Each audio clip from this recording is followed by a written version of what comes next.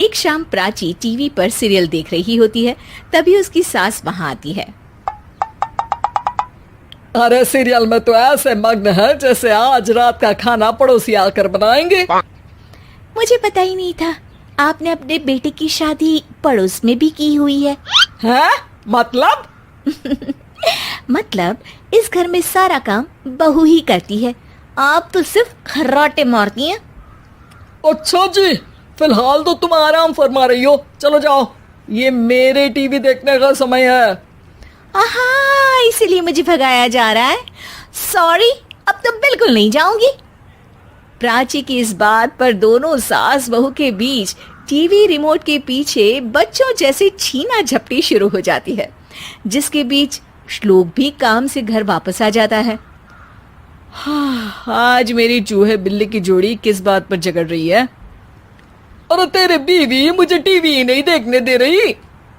अरे तुम्हारी मम्मी मुझे खाना बनाने के लिए फोर्स कर रही है। अरे वाह, ऐसे बेतुके रीजन पर तो बच्चे भी झगड़ा नहीं करते। अरे मुझे कुछ मत बोल, सब इसने ही शुरू किया है। हाँ हाँ, जैसे आप तो बहुत दूध की धूली है ना। अरे बस, दोनों चुप। प्राची जाओ, खाने की तैयारी करो। और माँ तुम छोड़ो, तुम्हें क्या बोलूं, शांति से अपना सीरियल देखो, मुझे दोबारा लड़ने की आवाज सुनाई नहीं देनी चाहिए। ऐसा बोलकर श्लोक वहां से चला जाता है, जिसके पीछे पीछे प्राची भी कुछ न कुछ बड़बड़ाते हुए रसोई में चली जाती है। हाँ हाँ, सासू जी को तो कुछ बोलेंगे ही नहीं, बस मुझ पर ही हुक्म चलता है, खाना बनाओ, जैसे मैं इनके घर में खाना बनाने के लिए आई हूँ। इसी तरह शाम बीतती है और रात को श्लोक और प्राची की सास खाना खाकर सोने चले जाते हैं, लेकिन प्राची गुस्से में कुछ खाए बिना काम में ही लगी रहती है। इस घर में किसी को घंटा फिक्र नहीं पड़ता, मैं खाऊं या भूखी रहूं। प्राची कुछ देर के लिए रसोई से बाहर जाती है और जैसे ही वापस आती है तो वहां दूध का भरा ग्लास देखकर हैरान रह जाती है। फिक्र पूरी है, बस दिखाना नहीं है। प्राची दूध पीकर सोने चली जाती है और अगली सुबह एक बार फिर सास बहू का कार्टून नेटवर्क स्टार्ट हो जाता है। ये तुमने ही किया है। अरे अजीब जबरदस्ती है, मैं बोल रही हूँ मैंने कुछ नहीं किया। दोनों ने मिलकर पूरे घर को पागल खाना बनाया हुआ है। यहाँ कोई नॉर्मल इंसान तो रह ही नहीं सकता, इसीलिए अब पड़ोसी क्या रिश्तेदार भी घर आने से कतराते हैं। और सुन बेटे, तू भी चंगा, तेरी माँ भी चंगी, तेरी बीवी भी चंगी, रिश्तेदार। हाँ जी, आपको नहीं पता क्या, गंगाधर ही शक्तिमान है, रिश्तेदार ही। हाँ हाँ, बस समझ गया। कभी जानवरों जैसे लड़ेंगी तो कभी जुगलबंदी करेंगी।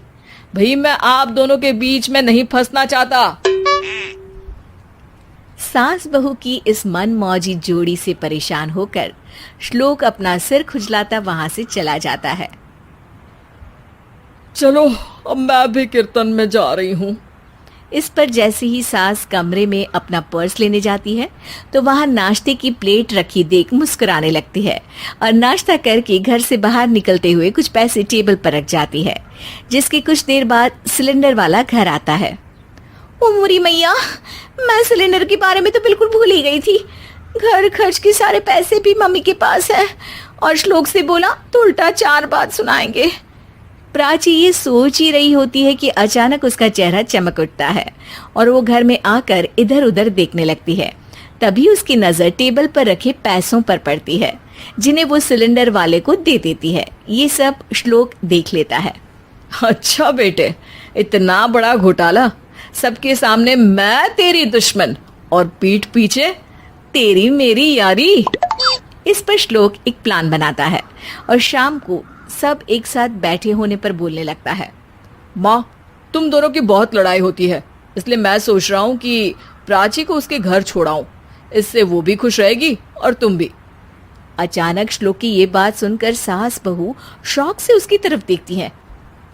अरे ऐसे कैसे घर छोड़ाओगे, मुझे कहीं नहीं जाना। अरे तुमने बोला नहीं पर मैंने सुन लिया, तुम्हें मम्मी के साथ रहना अच्छा नहीं लगता, मुझे पता है।